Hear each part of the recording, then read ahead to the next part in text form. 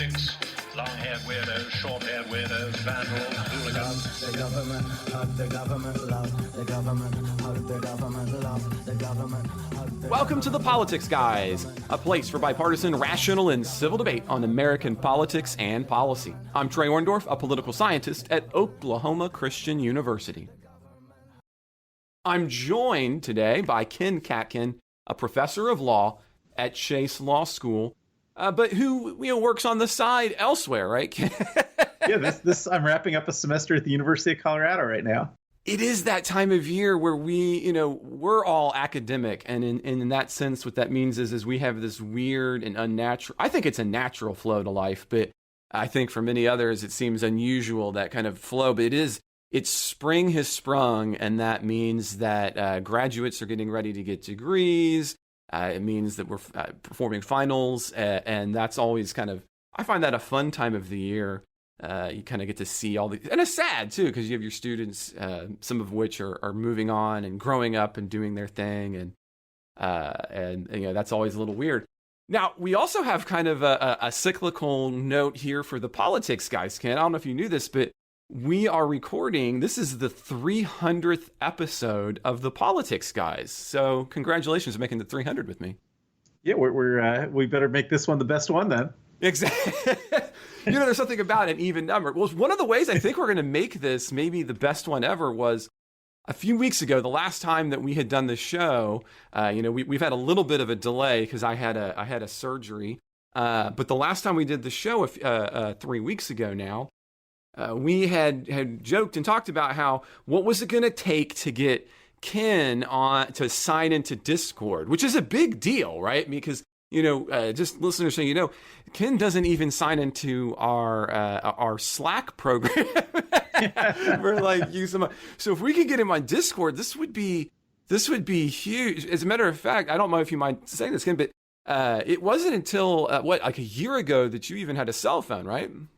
Yeah, I'm very set in my ways. I usually just don't update the way I do things. So it would be a great leap forward for me to do this. Right. I mean, so you're really willing to go out on a limb here, the Discord limb. And so, Ken and I, we had been thinking and trying to kind of decide what might be the baseline to get in there. And so we were trying to think of a way. We talked about supporters, but of course that means that current supporters wouldn't necessarily be able to get Ken on Discord, right? Because you're already on Discord, you might want to, chip in to be able to get him there.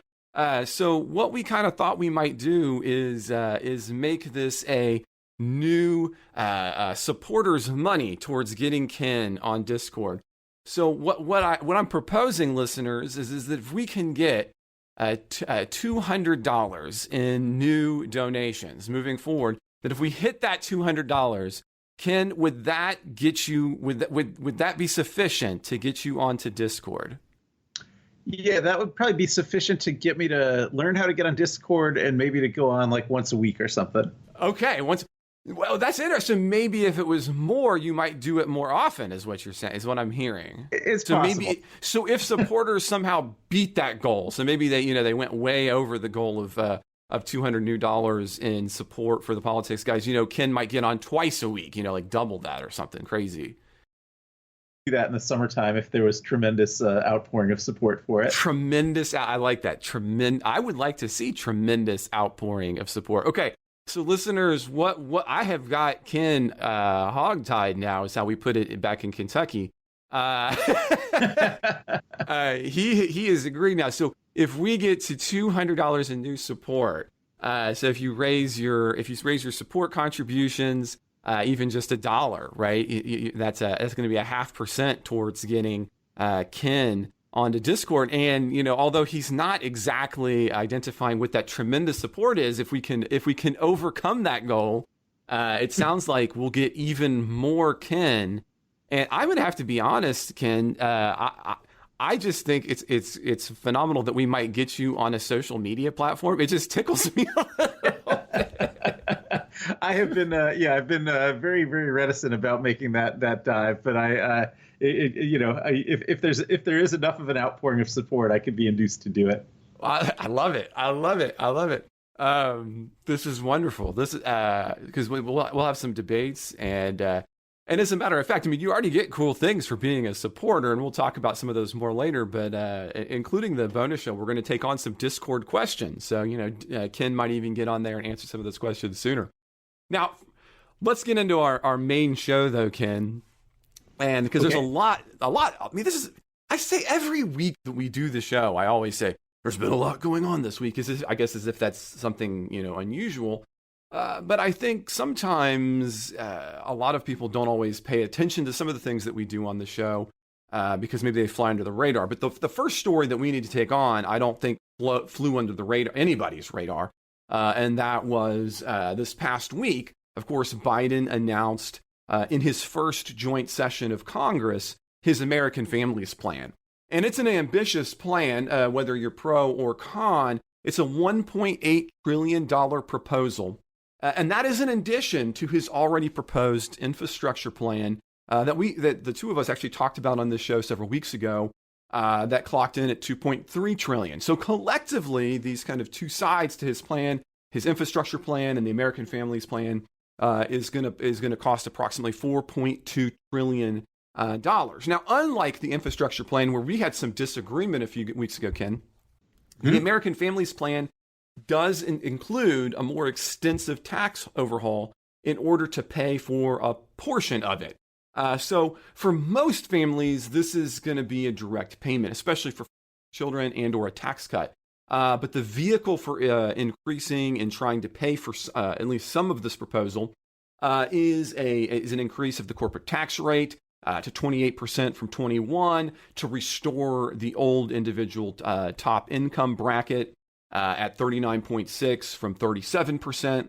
It would also raise capital gains taxes up to 39.1% for those earning over $1 million, effectively making it taxed like ordinary income. And then finally, it would also raise the corporate income tax for 15 years.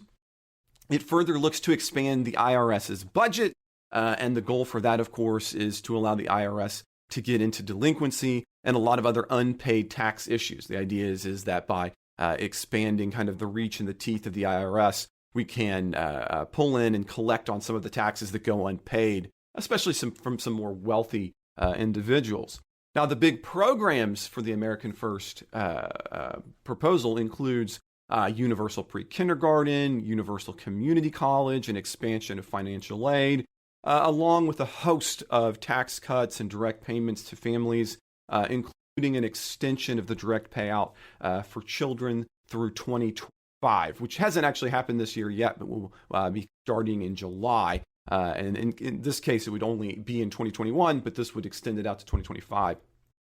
Now, Ken, as we talked about last time, and I predicted, though, and I'm curious where we kind of fall on this, whatever you think of the merits of the spending, the revenue increases proposed don't cover the payouts. As analysts pointed out on Wednesday, Biden's proposal adds up to 15 years of taxes for 8 years of spending, which is an unusual way of doing the accounting. It means you're not actually covering all of it in the way that you normally would. And further, given some of the responses, if we just even look at the Democratic side of the aisle, it seems if it's unlikely that there's going to be the political will to increase spending as much as Biden wants. And assuming that the spending portion stays somewhere where it is, which is popular, this means we're going to have an even bigger potential gap. And that, of course, doesn't even count what we're spending for the infrastructure proposal, which does not appear to for much of itself. So there's really no Republican support at this point for the bill. I don't think that's a big surprise. Republicans are never going to be okay with higher taxes on the rich. But what worries me isn't so much that side of things. I think we can do some rejiggering the taxes. As a matter of fact, I'm kind of happy that Biden includes this, which he did not with the infrastructure bill.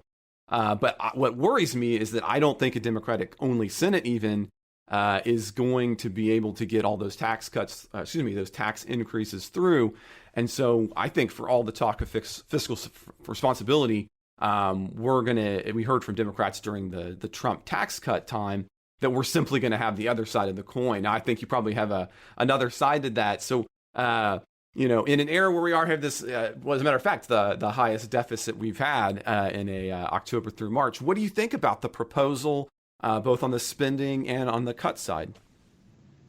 Yeah, I mean, I do share some of your concerns, but maybe just not to the same magnitude that you have them. So I accept the analysis that you just cited that these taxes would have to last 15 years to just pay for the first 8 years of spending. And presumably some of that spending by then would be re-upped into the second 7 years. So that means the taxes would never cover it. So yeah, I don't think that's ideal. I think that's, as we talked about earlier, as a Keynesian, I think that's okay during years like 2020 when there's a big drop off in the productivity of the economy. But I don't think that's a good footing to be on every year. So I would like to see a little more on the revenue side. Now, one thing I do think, you were talking about how some of the Dems might not be willing to put through, for instance, even the 28% rate for corporate taxes.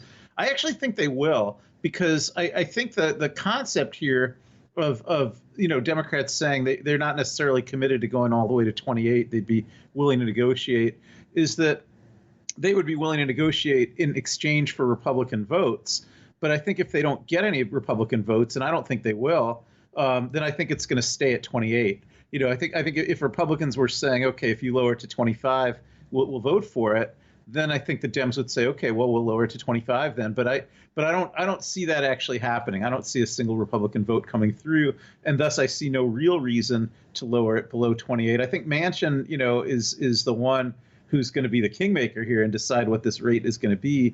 I think Biden's speech was largely directed at Manchin, but ultimately I think West Virginia, almost more than any other state, would be a huge beneficiary from this. They're going to have more people on the side that would be benefiting from this, and very few big corporations or big billionaires in West Virginia that would be paying this tax. That I think the logic is, at least it'll go to the 28. And I also think there's more possibility than people are projecting, maybe, that if you bump up the IRS and have more enforcement. They're saying right now the projection is that 80 million in spending on that could yield 80 billion in spending could yield 400 billion in revenues. But I would not be shocked if it could actually give more than 400 billion in revenues. So that's one area. And to be fair on that, there have been some analyst reports that suggest that could be as high as $1 trillion.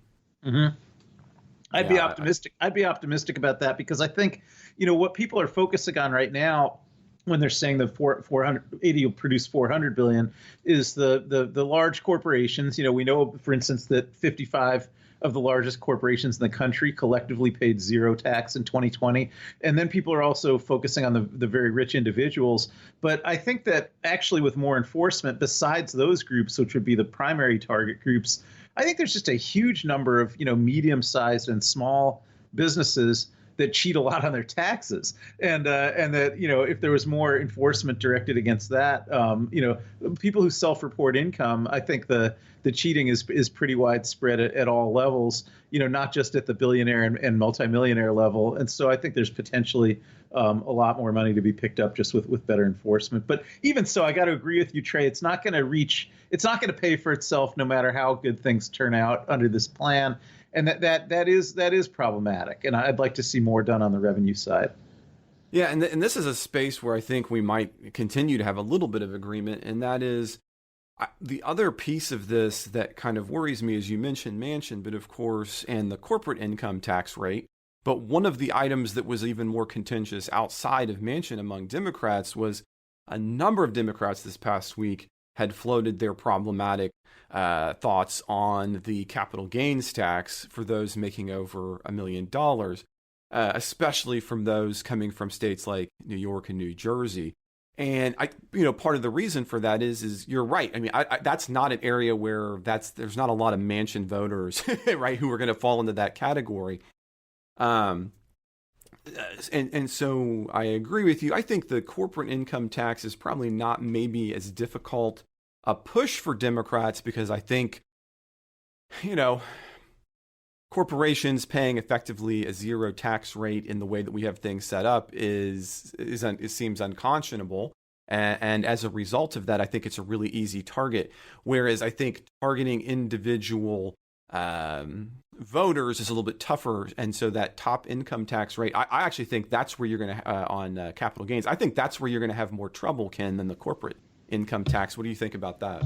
No, I actually don't agree with that. As a New Yorker, although I now live in Ohio, I would say, we talked last time about the salt tax, and I Right, think because we had some differences on that. On that. But I think that's much more of an issue for senators like Schumer. I think although it may be true that almost everybody who runs a hedge fund and is a hedge fund billionaire and declares all their income as capital income and none of their income as ordinary income, that everybody like that lives in New York and Connecticut and California.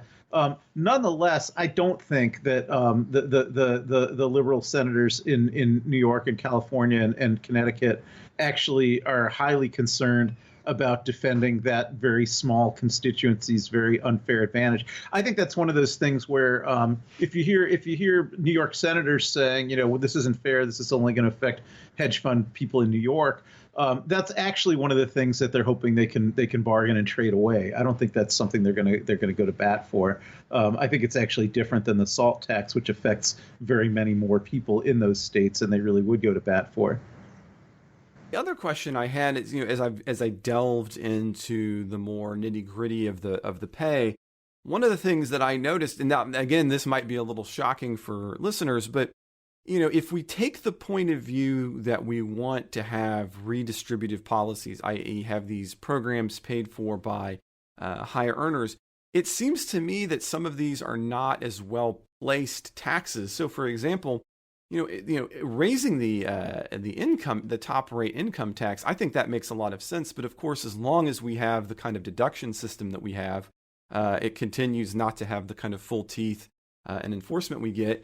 And on this one, weirdly, I'm kind of along with Kenneth Galbraith, who argued that higher corporate income taxes, that's not really a tax on the rich, although it feels like it in the short term. That's really a tax on consumers. It's a tax on spenders. So again, I would like to see more of those taxes. If you want to do the progressive side of things, and I'm okay with doing that, for example, raising that corporate income tax, that's really just another tax. It takes a little bit of time to be seen, but you get down 1 to 2 years out, and that's really getting paid by, well, me. And I worry a little bit that some of the items that could come through, they seem like progressive taxes, but really, as Galbraith and others remind us, they're not as much. What would you say about that criticism? That's one of the things I had kind of noticed. Yeah, I don't completely agree with that. I'd have to read Galbraith's analysis because certainly I respect him. But my initial take on this, having not read that, is that it would be paid more by executives and shareholders than by consumers. Now, I think it's true with shareholders. You're talking about a broad section of the public who has their retirement accounts in 401ks and things like that. That's going to mean that's going to affect that a little bit. But nonetheless, I think you're necessarily talking about people with large 401ks, and that would probably include people like you and me by the time we're retirement age. I think we're still considerably better off than the average American who doesn't have a large 401k, and right. Many Americans, have no retirement savings. So I think that's equitable, and I actually think salaries of top executives would be very affected by this as well. It's hard for me to see how consumers would be primarily affected because prices in a market are set much more by supply and demand than by cost. Well, to kind of break down Galbraith's argument into a bite size, so I'm not going to be able to do it full advantage. His basic point is that the cost of the tax ends up becoming part of that price demand curve, and as a result, it then eventually gets baked into goods and services as you move down, so that the individuals whom you want to absorb it will end up not absorbing it, but rather pushing it into the cost, and that then affects that supply and demand in the same way that sometimes luxury taxes tend to do that. That's just the bite-sized version of his argument, though. Yeah, maybe we can talk about this again in a future show because I'd really like to read that. But I think if we kind of try to think of it at a very simple level, if let's say a big corporation like McDonald's is selling a hamburger, and today they have built in 50 cents profit on every hamburger they sell, and today they're being taxed that they have to pay 2 cents of that in tax, and tomorrow it'll be 3 cents of that in tax. I don't see that they necessarily are going to be able to raise their price by a cent, because if they could have raised their price by a cent, they would have even before the tax went up. Well, oddly, that's not necessarily what always happens in the case of price setting. So sometimes companies want to do it higher and can't. You can look at that in the case of technology, for example, which is a particularly fascinating one to me. But you're right. As a matter of fact, if listeners or Ken, if you'd like to get deeper into this, actually, Kenneth Galbraith's association, who made policy platform decisions, has overview papers on his position on this. Weirdly, as a matter of fact, they had recommended way back in the day ending corporate income taxes and transferring that to shareholder taxes. And that was actually their recommendation to try to avoid the kind of consumer pass-on that corporate income tax rates, at least in their analysis, would end up coming down to consumers. So again, if you're curious about that, that's one of the places listeners can go to take a look at that. Now, there's something else, before we had done this show, Ken, you had talked a little bit that you were happy about the direction that Biden's speech took with pushing the Americans First plan. Because he's kind of reconceptualizing bipartisanship. And I wondered if you wanted to kind of talk to that. I had pushed us down the spending hole, because that's always but the politics side of this, or I should say maybe the vote getting and the optics side of this, are obviously equally important. So talk to us a little bit about this emerging idea that Biden's going to be bipartisan, but he's also going to push for this clearly along. I mean, it's going to have to go through reconciliation if this is going to happen. Yeah, definitely. Yeah, so that was you and I even talked about this last time we were on as well. But the idea that I keep seeing reinforced by everything I observe Biden doing is that he's using a definition of bipartisanship that I'm very glad he's using, but I think it's not the conventional one, because I think he's leaving congressional Republicans entirely out of his equation when he talks about bipartisanship and when he acts in ways that I believe, in fact, are bipartisan. And it seems paradoxical. How could you be bipartisan when no Republicans in the Congress are on board with what you're doing? But I think the answer is he's only really pushing ideas that have broad bipartisan support in the general population. Now, that doesn't necessarily mean it's so broad that most Republicans support it. But I think if you look at the polling on the infrastructure plan and even on the families plan, you see substantially all Democrats support these plans. By far, most independents support these plans. And even among Republicans, you get up to 20 or 25% support, with 70 or 75% opposition. But then you're adding up to like plans that 70% or upwards of 70% of the public supports, and including a significant number of Republicans. So I believe that does make this legislation bipartisan legislation, in the sense that in the electorate, people of both parties supported in substantial numbers. And then I think the other component of Biden's bipartisanship is that he's relentlessly gracious to the congressional Republicans in his rhetorical style, and not critical of them at all, and very always taking the rhetorical stance that he's absolutely open to input. And in fact, I think, he showed with the water bill this week, I think he could have jammed them a little bit harder than he did on that. He let the Republicans vote in a bipartisan way to vote to fund water systems, to get lead out of the water, which actually is one of the components of the infrastructure plan. So in the $2.3 trillion infrastructure plan, $66 billion of that is for water systems. And that was already removed from the infrastructure plan and voted separately on a bipartisan basis.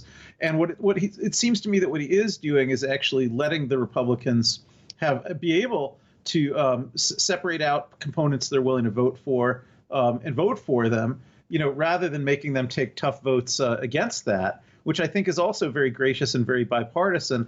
But I think it's clear that he's going to move everything in both plans on a straight partisan basis through reconciliation, if he can get all the Democrats to do that. Well, and that brings me to, another kind of pragmatic question that I'd thought about. I don't think either one of us think that this bill was going to go anywhere without reconciliation. It's not going to be able to pass the filibuster. But that would mean, though, given that we have two very ambitious plans, that both of them can't go through the reconciliation process. They would have to be combined into a single package to make it through the reconciliation process.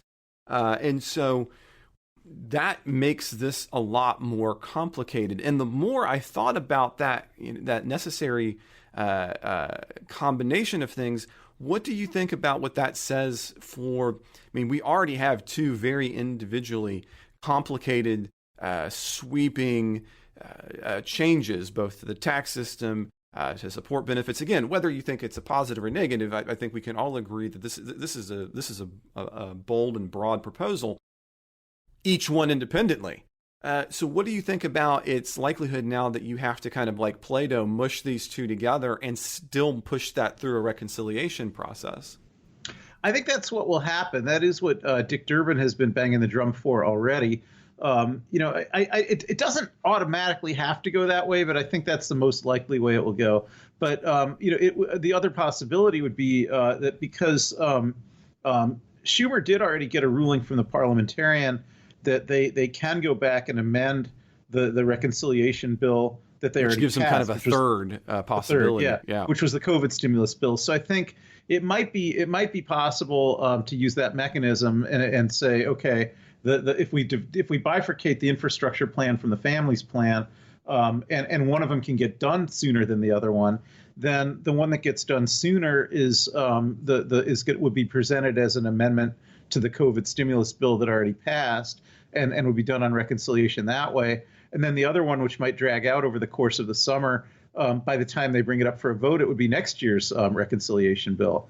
So I think that's a conceivable way it could happen. But I actually think from a strategic standpoint, there's a lot of advantages to the Dems to putting it all in one big giant bill, because I think that because one of the Dems' biggest political problems here is keeping all 50 Dems together. I think the bigger the bill is, the more you can appeal to each of those Dem senators on the grounds. Look, you're not going to torpedo a $4.1 trillion bill, which has everything we're trying to do all year, just because there's one provision you disagree with. Whereas I think the more they have more bills, the more it gives the individual Dem senators the ability to say, okay, well, sure, I'll move the bills where I like all the provisions, but I'm not going to move the bill where I don't like all the provisions. So I feel like hurting the cats and keeping all 50 votes completely unified, even though they do have some differences within the party.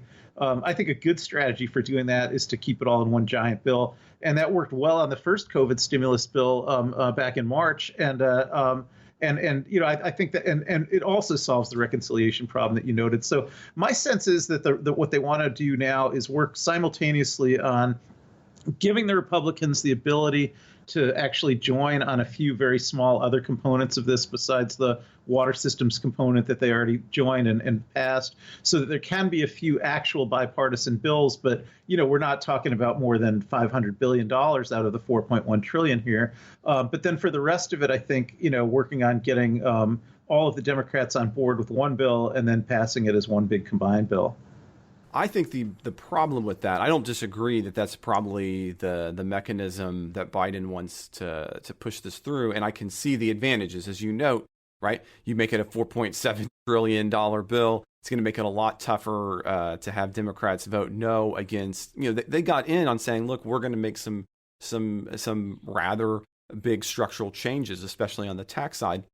I think where that potentially hurts Democrats and hurts them in the midterms as well is then you're going to have front and center in the newspapers that bind number.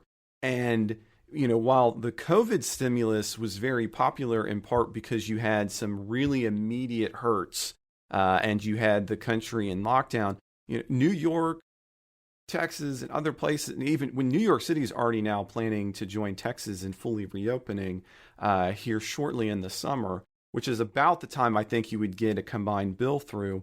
And we don't have the same kinds of unemployment issues that were going on before. I don't think that you're going to see a lot of average citizens looking at that 4.7 trillion tag. They'll probably be very happy with some of the changes in theory for support services. I think you do have some broad level support for changing of taxes, but because you're not paying for it, and that number is huge, and it is unprecedented in the face of how many previous trillions have already been spent. I don't think that bodes well for Democrats when it comes time for elections, because now you've got yourself attached to a 4.7 trillion bill. If I was the one running the anti-campaign ads against these guys, I see that as being a much easier midterm hit, especially since here on our next story we start talking about some census data change. And so one of the positives, I think, to having multiple bills, Ken, is you don't then have this singular number that can get as easily thrown around and at you. Yeah, I'm less worried about that. I think that, to me, the only risk from a massive increase in the deficit, the only political risk from that is if it actually affects people's daily lives. And I'm not saying that can't happen. I mean, it might be that this is going to produce more inflation than people are expecting quickly, and people are going to not like that. That's a possibility. But I think if people do, in fact, people with children start getting checks every single month, people's health insurance, pays out a lot more, and their deductibles go down, their premiums go down. People start going to community college for free.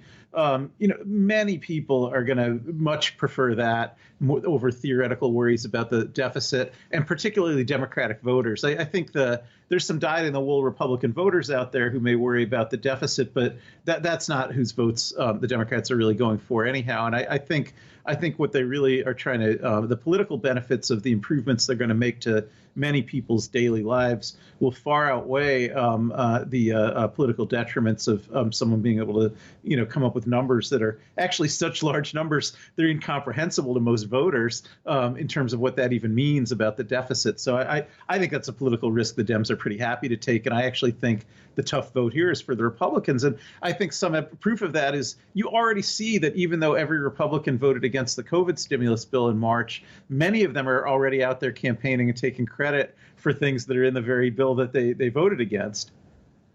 Well, now, as we move on to the next story, though, Ken, I will have to say, what you just said there is that the average voter is too dumb to know math. I'm just teasing. I'm just teasing. Well, we don't have to get into the math question, but I do want to pivot a little bit, because we're starting to have this question about voters and who's voting in these midterm elections and how is it going to stack up for Democrats and Republicans by turning to the census data. Now, before we do that, we're going to have a brief break. We're going to have an ad. But when we come back, Ken and I, we're going to take a look at some of the early census data that got released on Monday.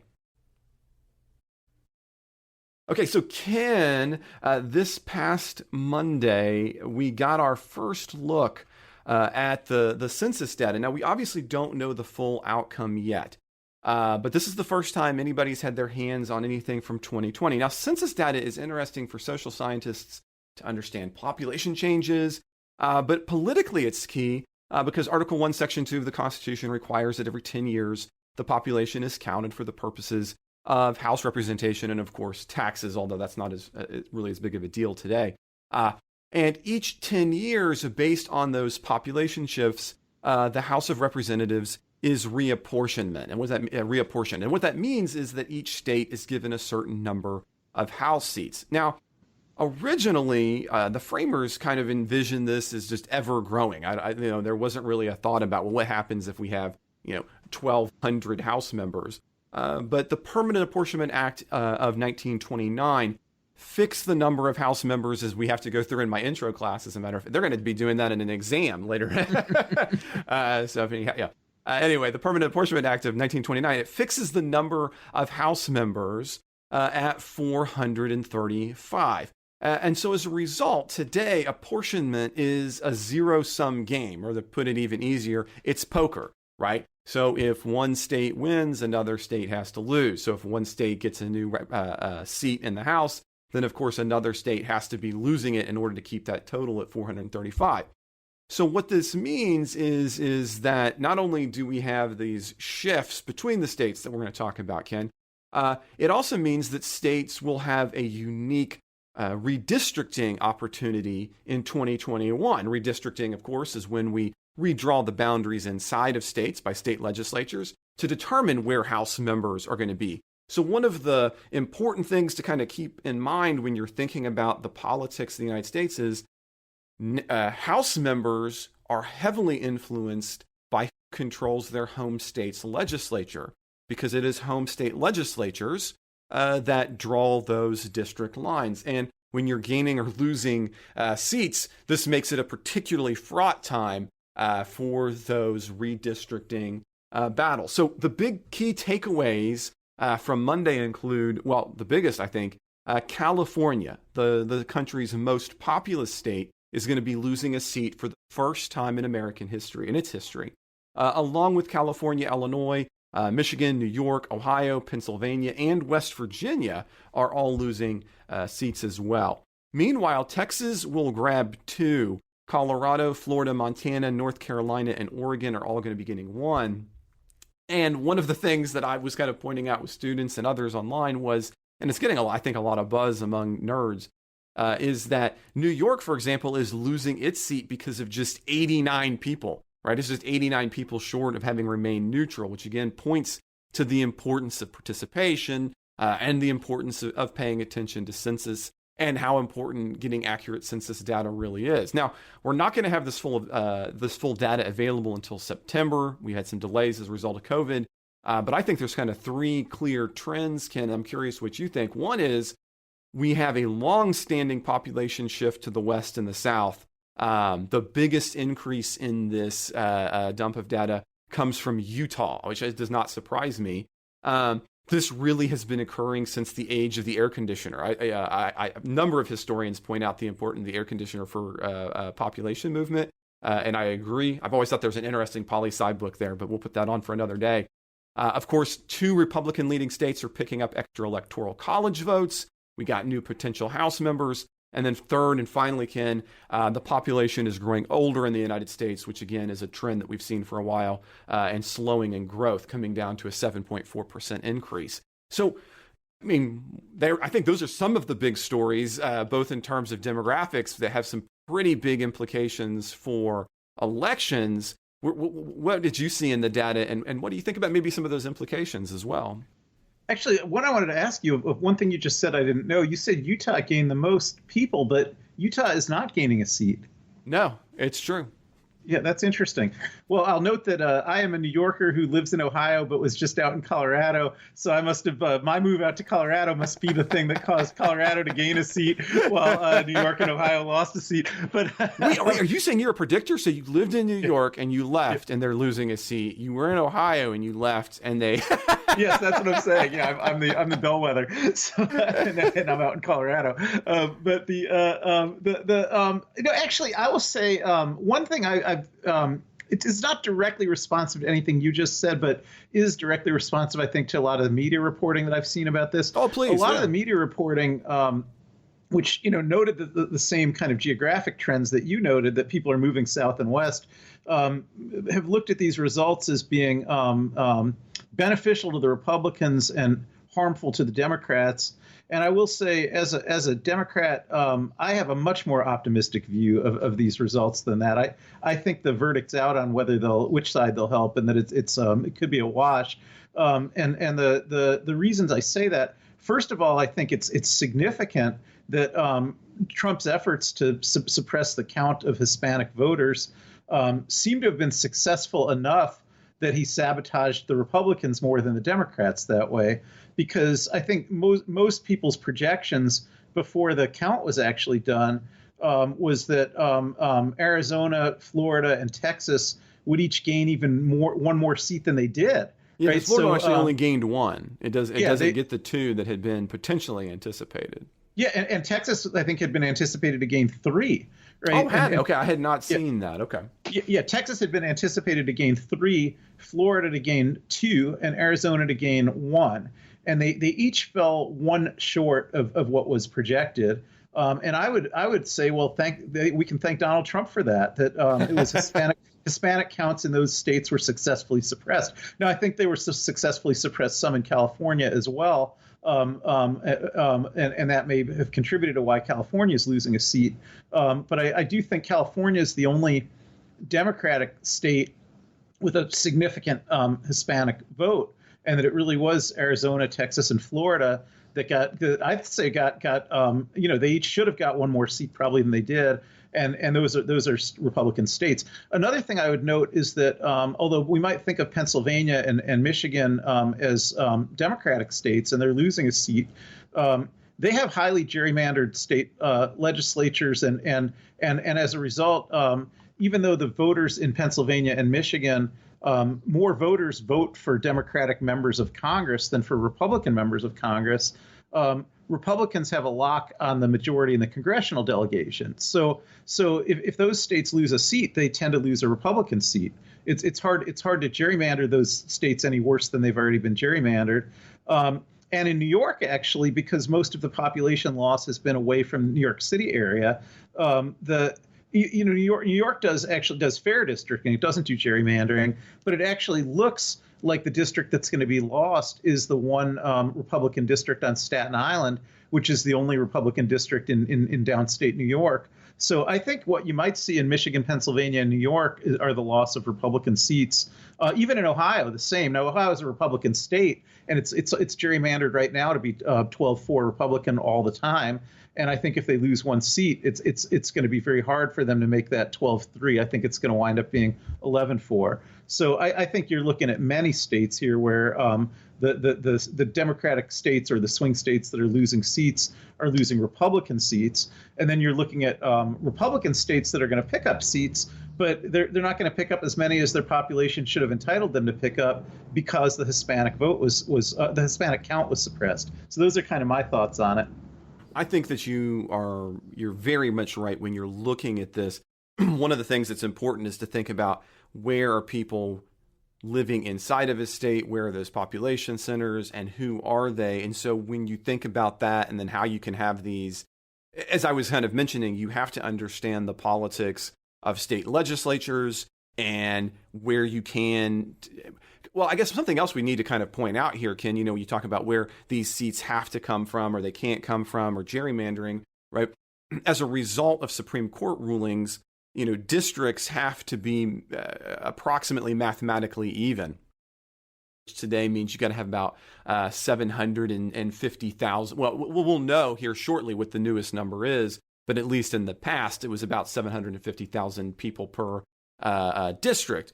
And so what you're suggesting here is, once you understand that, is that you can't cram. At some point, you can't continue to put additional voters into a particular district, no matter how much politically advantageous that might be, because then you would be violating the Supreme Court's principle of one person, one vote, meaning that you have districts that are just functionally too far apart mathematically to be equal votes. And so as a result, then you have to kind of pay attention to what those are. And I agree with you on that front, just to kind of maybe clarify that a little bit more. Now, one of the other things that I think comes out of the census data, though, and I was curious if this was an area that we agreed on. I didn't see this really. This does not seem to be get reporting. But one of the reasons I had mentioned that we see a western and southern shift, and I think there's a lot of historic evidence for this, is again the age of the air conditioner. And in an age where I think all of us who take science seriously, and the most recent climate science seriously, I think it's a little bit worrying that we see the kind of population increases where we do, because those kinds of most people's use patterns for energy tend to be far, far higher in areas like Florida and Texas than they are in other places. And I don't think that bodes well for climate future, especially given the way that we just simply don't seem to be able to even agree on whether or not there's a problem in the United States. I think there can be, I think this is one of the areas where Republicans could have some winning battles, but they just choose to ignore it. Did you see it? I mean, I wondered if that was a trend that you had wondered about too. I mean, again, climate is an issue that's important to me. Yeah, well, yeah, it's important to me too. I actually, I think people are going to continue to use air conditioning, and people are probably going to continue to move into southern areas that are hotter. But yeah. I do have a lot of hope in some of the green energy initiatives that are part of the infrastructure bill, right? I mean, if you're talking about states like Florida, it's possible to set up offshore windmills in extremely large numbers out in the ocean and the Gulf, and power quite a lot of electricity that way. And there is money for that in the infrastructure bill. So I actually do believe that clean energy could have a bright future, and that it will be not as necessary as it would have been otherwise for people to find ways to cut down on energy consumption. But I think also that the fact that there wasn't air conditioning until like 50 years ago means that there's just a lot of real estate in these southern states that was never developed, and so people are just naturally going to keep moving there. The northern states that are fully developed are crowded and more expensive, and stuff is older, and so a lot of people would rather buy a cheap brand new house, somewhere south than an expensive crummy old house somewhere north. So I think that's an inexorable trend, and when you add in the incredible appeal that some of these southern states have to retirees and the aging population, I don't think it's a trend that's going to reverse quickly. I think people are going to continue to keep moving south. And I'll have one last note on this, because then we need to move forward. Your comment there about the positive natures for retirees and the growing older population, which was one of our points about the census. I think that is one of the areas where it probably does in fact hurt Democrats. I mean, data and voting trends have been clear over time. Older populations tend to be more conservative. Now, I know that one of the arguments from liberals today is that, well, that won't necessarily be true in the future. But again, as a social scientist, my answer is I'll believe that a trend is going to reverse when I see some of that data, start to trickle in. But that's one area where I think, as populations grow older, I think that does become a little bit harder for Democrats, and I think it does as well when it comes to issues like taxation, as we were mentioning in the last segment, talking about policies about, people with higher incomes. I don't think retirees generally think of their retirement income as making them wealthy, even if it could be. And as a result, I think that makes some of those proposals a little bit more difficult as well. But we'll have to pause that for a minute, because we need to move forward. Next up, we're going to take a look at Arizona and the cyber ninja. Who ever thought we'd be talking about cyber ninjas? But first, we're going to have a quick break for an ad, and then we'll come back and we'll take a look at Arizona and the private company Cyber Ninjas. Okay, so Ken, starting really at the end of last week, Arizona just, I don't know, it just can't stop looking bad. I guess the positive side, as a former Floridian, is it takes maybe some of the heat off Florida for its own state issues. Maybe we'll talk a little bit more about that on the bonus show. But despite multiple recounts in Arizona, Trump's phony election claims just simply won't go away. And this week in Arizona, despite the GOP-controlled Board of Supervisors releasing a forensic audit in February showing that there were no irregularities, the GOP-controlled Arizona State Senate subpoenaed the ballot from them to do yet another review and hired a number of private firms to conduct that audit, which began last Friday. And it has been fraught with court cases ever since last Friday. The lead team of this audit is a really unknown Florida cyber hacking prevention company called the Cyber Ninjas. Yeah, the Cyber Ninjas. Republicans in Florida didn't know about this. I had been involved with things in Florida. I had never heard of the Cyber Ninjas myself. And despite there is the fact that they've never seemingly done any kind of ballot work, the Arizona State Senate has argued that this is the way to go, that these guys are amazing. As a matter of fact, Senate President Karen Fann has repeatedly argued, quote, "These guys," meaning the Cyber Ninjas, "are well qualified, well experienced." Not sure how we know that. Now, the Cyber Ninjas on Sunday attempted to keep their audit private, which raised a lot of red flags, because that's not the general way that you do these kinds of audits because they didn't want to give away their proprietary data. This week, though, a judge argued that there are really no proprietary methods that they're allowed to keep secret, and therefore struck down that possibility, although he did allow the audit to continue, despite Democrats seeking to stop it. So obviously this isn't going to change anything about the election, this audit, but it again, I think, goes into this ongoing narrative from kind of the Newsmax and OANN crowd that there were clearly irregularities, and if there weren't irregularities, why would the Arizona Senate be using these fancy cyber ninjas? What do you think about the actual consequences of this, both in terms of Arizona, but in terms of perceptions? What do you think? Well, I wish this wasn't happening. I mean, I think it in a small way, I think it is beneficial to Democrats because to the extent that there's still, that sane segment of sane Republican voters, I think they get alarmed by this kind of thing. And the as you mentioned already, the Maricopa County Board of Election Supervisors, it's a 5-member board. 4 of them are Republicans, and they, have really been announcing that this is complete nonsense and that it was a fair election. That the governor, because again, they did a forensic audit. Yeah, they did a forensic audit, and I think there's a certain, when we think about the wing of the Republican Party, that's the more traditional Chamber of Commerce Republicans, college-educated professionals, suburbanites, et cetera. I think that this kind of thing alienates them from the Republican Party, and that could have some benefit to Democrats. So in that sense, I'm not. That's an okay consequence for me. But I think on the other hand, the harm that's being caused by this is outweighing any benefit like that, because it really takes a segment of the population who is feeling like our democracy has failed, and we can't really count on our electoral systems anymore, and it's reinforcing them in that view, and it's sort of extending the big lie of the Trump post-election period in a way that's so rancorous and so divisive and so destructive to the system of democracy, where we in fact have free and fair elections. We can't really maintain a democracy if people don't believe that the elections are free and fair when they are. And I do feel like this is like kind of pouring acid over the American public's support for democracy as a system.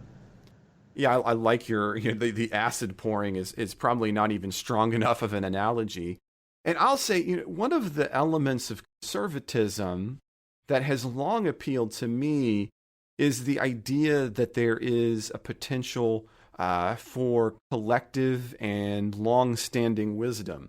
In other words, that in the conservative view, it's not a single man in one age whose logic on which we appeal, but rather it is the kind of collected and accumulated wisdom of institutions and ages that allow us to get to some of these better items. And so not only do I think, and I think you're spot on, so I don't mean this as a rebuttal, Ken, not only does this burn at the pillars of trust and democracy, I think by going with something like the cyber ninjas, what you're implicitly arguing when you have long-standing, reputable institutions who manage and continue to manage well elections, which is what we saw happen in Arizona. As we noted, the board looks at this and does their job. When you then turn to kind of these, again, I don't know anything about this group other than it's teeny, it's unknown, and they've never done an audit before. And what that says to me is that you don't even trust kind of that accumulated institutional wisdom. And that is not conservative, right? That is the antithesis of conservatism. And not only is it burning at the pillars of democracy, but it is in fact spitting into the very core of what conservatism is, and it cuts into the core of the idea that we have somehow some disloyal Republicans in the way that Trump wants to Picture this, as we saw in Georgia, where if you aren't supportive of Trump and whatever he says, you're not either conservative or a Republican.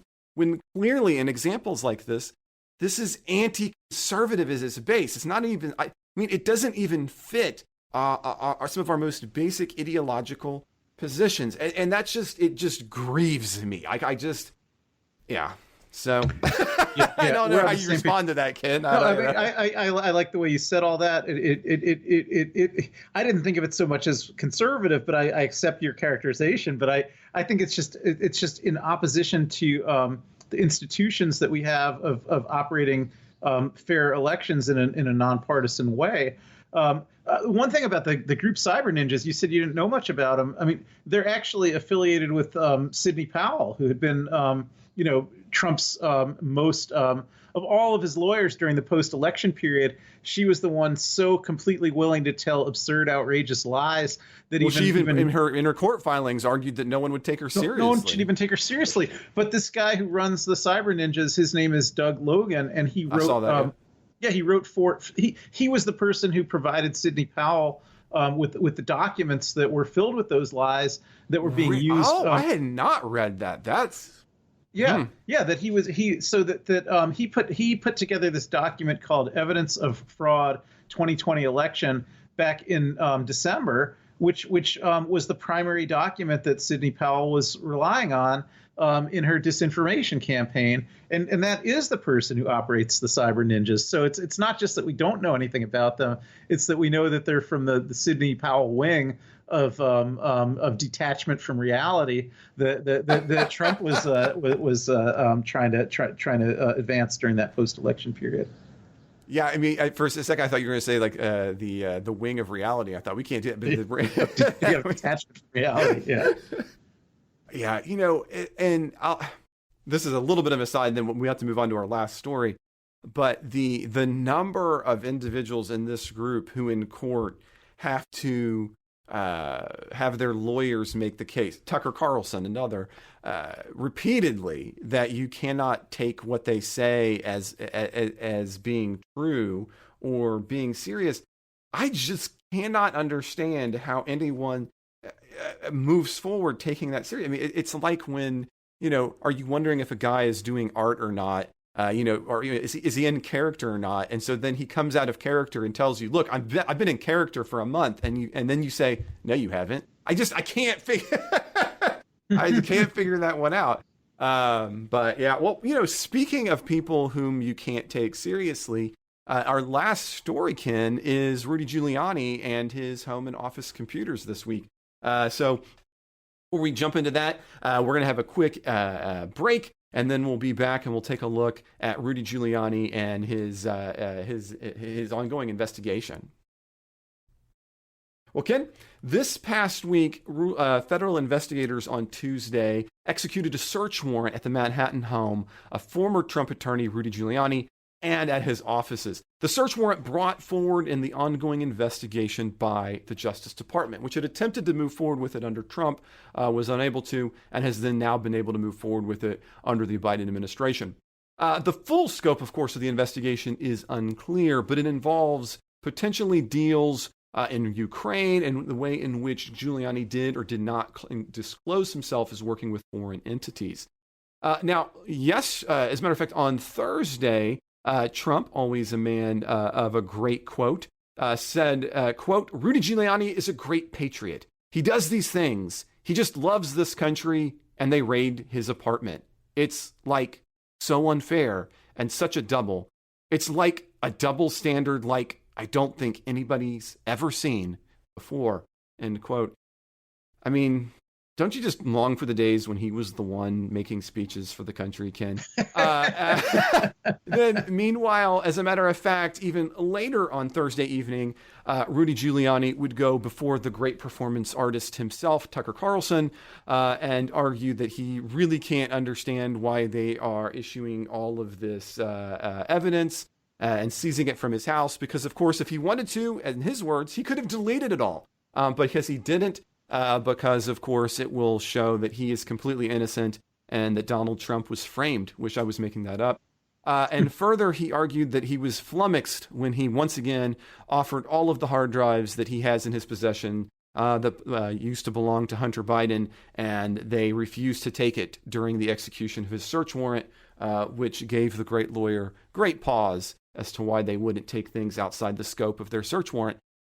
So, Ken, one of the big items here, and, we've seen some former Trump officials like Cohen basically kind of crowing about the fact, hey, look, I told you they were going to come and get you, and now they're going to get you, and now Giuliani's going to sing, and then, we're going to see things fall down to Trump. I don't know if that's necessarily the way things are going to go. But you're the lawyer. What do you think? What do you think about this, and where Giuliani finds himself? Well, it is. There's some angles about this that I'll talk about that I haven't seen speculated about so widely in the news reporting. But so the warrant itself apparently was premised on the if the reporting is correct, the warrant was premised on the search that the search was authorized to find evidence of the crime of not registering as a foreign agent, right? So that the underlying offense would be not registering as a foreign agent. And that would be in relation with the work that Rudy Giuliani did in Ukraine, essentially passing along Russian intelligence disinformation to policymakers in Washington for the purpose of getting U.S. Ambassador Marie Yovanovitch fired, which he succeeded in doing. Now, the thing that's interesting to me is the assumption seems to be underlying this indictment that his client must have been Ukrainian or Russian. That his client must have been perhaps the Ukrainian prosecutor that Ambassador Yovanovitch had pushed out for corruption, or some other agent of the Ukrainian government, or some agent of the Russian government. But it would be a complete defense to if the only charge they're talking about is failing to register as a representative, as a foreign agent. It would be a complete defense to that charge to say that he actually did all of this on behalf of Donald Trump and not on behalf of a foreign government. And so that does open the possibility, in my mind, that Donald Trump has at least as much to worry about here as Rudy Giuliani does, right? Because if Rudy Giuliani is actually willing to testify, and this would be contrary to things that Trump had said in the public at the time that of the impeachment, of when he was impeached for his activities in Ukraine. But if Giuliani's willing to testify, my client was Donald Trump the whole entire time. And when I was passing along Russian intelligence disinformation to policymakers in Washington, I was doing that on behalf of Donald Trump and not on behalf of anybody in the Ukraine or in Russia. I think that would be, there's nothing he did would be a crime in that context. But that would certainly put some finger of blame on Donald Trump. So I hadn't recognized that would be evidence in his favor. So effectively, if Giuliani says, "Look, I'm doing this for the president," that means he wouldn't have had to register that. I did not understand that. Yeah, I mean, this is sort of all based on the idea that his client must have been a foreign government. And I don't know whether the idea is it's officials of the Ukrainian government. And I think a lot of the news reporting has focused on the idea that there was a corrupt prosecutor in Ukraine. The U.S. Ambassador Marie Yovanovitch was forcing out this corrupt prosecutor. And so I think the theory that mostly is getting reported is that Giuliani was acting on behalf of the corrupt prosecutor who'd been forced out, of his supporters that were otherwise corrupt officials in the Ukrainian government, or perhaps the people that were pulling the corrupt prosecutor strings who were really in the Russian government. So, but he would have had to actually have a client who was an agent of the foreign government to be guilty of failing to register as a foreign agent. And so if his only client was Donald Trump and everything he did was on behalf of Donald Trump, then I think he could offer to make a deal and testify about all that. And I think he could get himself out of trouble that way. And you may remember, even back during when the first impeachment was happening, and this was being discussed a lot, Giuliani made a few cryptic comments, when people are saying, like, if you did all this on behalf of the president, aren't you afraid he's going to, turn against you like he did against Michael Cohen or something like that? And Giuliani would say, oh, no, I have an insurance policy. And so I'm kind of wondering if that's what this is. Now, I don't know if that gets him all the way out of the woods, because maybe he's being looked into for other things other than violations of the Foreign Agent Registration Act. And again, we don't know for sure precisely all of the scope of the investigation. And it does seem to me that passing along disinformation that he knew was coming from Russian intelligence, and there's no doubt he knew it because he'd been briefed on that by the FBI. Passing it along nonetheless, and trying to use it to influence policy here could be seen as a violation of the Espionage Act, which is actually a lot more serious than a violation of the Foreign Agent Registration Act. But I don't think the warrant mentioned the Espionage Act, and he hasn't been charged with anything. So we don't really know what they might charge him with. But I think he will have some opportunities to make some deals and save his own skin, depending on how much he's willing to incriminate Donald Trump. Interesting. Well, Ken, it's sometimes it's one of the fun things about doing the show is when we'll each give a perspective. And today it was definitely you here at the end here where you said, I think, I had not thought about this, or you have this whole new. I love that. I absolutely love that. So I appreciate that kind of insight for what could be going on with Giuliani, and it's been fun doing the 300th show with you. 300th and best. Yeah, exactly. And it's the best in part because we're offering the opportunity to get you to go like 15 steps out of your comfort zone. So I want to thank everybody. If you've been listening to the show, you're listening to Politics Guys. We all love doing it. And we, there's a lot of no cost ways of helping us. And that includes sharing the podcast, subscribing to the podcast. But right now, in honor of the 300th episode, what we want to note to you is one of the ways that your support will get you more than even just the bonus show. Here in just a minute, Ken and I will begin recording the bonus show. We're going to be talking about a lot of what some of state legislatures have been doing, including here in Oklahoma and in Florida with protesters and others. So if you're interested in that show, again, supporters get access to our supporters-only ad-free content. But additionally, Ken has made the promise, if we can get $200 new dollars of listener support. So maybe you're already supporting and you've thought, man, I really love the show, and you want to just add $1 in or 0.5%. Or maybe you aren't a supporter yet and you think, it is worth $2 to make Ken Katkin have to log into a computer. I'm on board with that. So we up to $200, that's going to get Ken on Discord, which is a matter of fact, this bonus show will be taking and answering Discord listener questions on the show as well. So if you would like to chat with me or Mike, you can already do that by becoming a supporter. So the minute you put that money in, you're going to have a chance to chat with us. But if we can get $200 in new support, we will add Ken to that list. And as he put it, if there is tremendous support, he might even get on there more frequently, right? So who knows what we can do that. So we would love to see you on Discord. Now, how do you do that? How do you put Ken out of his comfort zone? Well, if you want to become a supporter, if you want to go towards our target and become a supporter of the Politics Guys, all you have to do is check out our Patreon page at patreon.com/politicsguys, or you can just go to politicsguys.com/support. So join me and Ken again by heading to patreon.com/politicsguys. And if you are already a supporter and you want to add a couple of dollars, head back and increase that amount slightly, and we'll see if we can get up to 200 and make Ken log in. 200 to make Ken log in. There is our hashtag. I just figured it out. If you've got a question, a comment, or a correction, or just a random thought you'd like to share, you can always reach us at mail@politicsguys.com. We're also on Twitter @politicsguys. The executive producers of the Politics Guys are Bruce Johnson, Wilma Moreno, Andra Masker, Nathan Salznowski, Daniel Toe, and Chris Wilkerson. Today's show was produced by myself, Orndorff. We'll be back with a bonus show on Wednesday. I hope you'll join us then.